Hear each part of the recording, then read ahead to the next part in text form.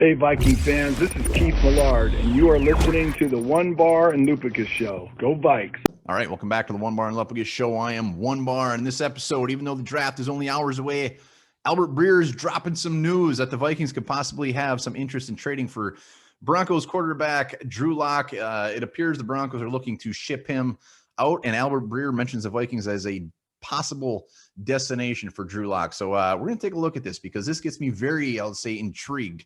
Drew Lock, former second-round pick in 2019, was looked at as a possible first-rounder. Fell out of round one. Broncos snapped him up as looking at possibly the quarterback of the future for them. Has not panned out well for him there.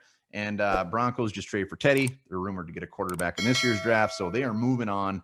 And I think the Vikings are the perfect team to come in and offer the Broncos something to get him. Why? Let's talk about it. Vikings, we know they don't have a single backup quarterback on their roster right now. I'm not counting Jake Browning or Nate Stanley. Sean Mannion is yet to be re-signed. So they have no backup quarterback. There's one. We have been looking for a young quarterback like a Drew Lock to just throw on the roster, groom, hang out behind Kirk Cousins, get better, and who knows what the future holds. So that fills a beautiful need for the Vikings. He's cheap. He's going to be about $1.9 million. And we look at backup quarterbacks, that's pretty good, especially for a 24-year-old who's 2 years removed from being a second-round pick. And it gives us options. Kirk Cousins goes down. We don't just have to throw in a Sean Mannion where he's going to hand off the ball and hope our defense wins the game. Drew Lock's a gunslinger. He's got a good arm. He's got good size, and he can make some plays. Looking at his time with Denver, he started 18 games, 23 touchdowns, 18 picks, which is 23 touchdowns more than Sean Mannion's career, by the way. He's a quarterback that's going to come in. He's got confidence. He's going to try to win that game.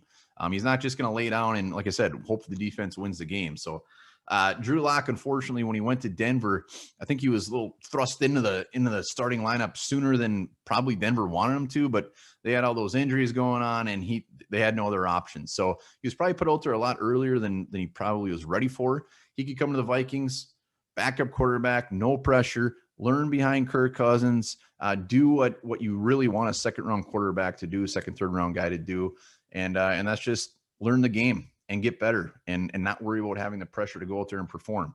So he's still got 2 years left on his contract. I think this would be a win-win-win. We'll see what happens. We'll see what that compensation is, but I can't see it being a ton. I mean, what are we talking? A fifth-round pick? Not many teams are going to be out there saying, I got to have Drew Lock. It's just the perfect scenario for the Vikings. We'll see what happens. This could come hot and heavy for the draft, or it could just fizzle away and just get me excited for no damn reason. But it also solves the thought of the Vikings using a third round this year on a Kyle Trask or a possible Kellen Mond, where we can put that focus on guards, defensive line, safeties, everything we need. So it also squashes that need as well. We'll see what happens, but Drew Lock to the Vikings, I think there's a little bit of a chance.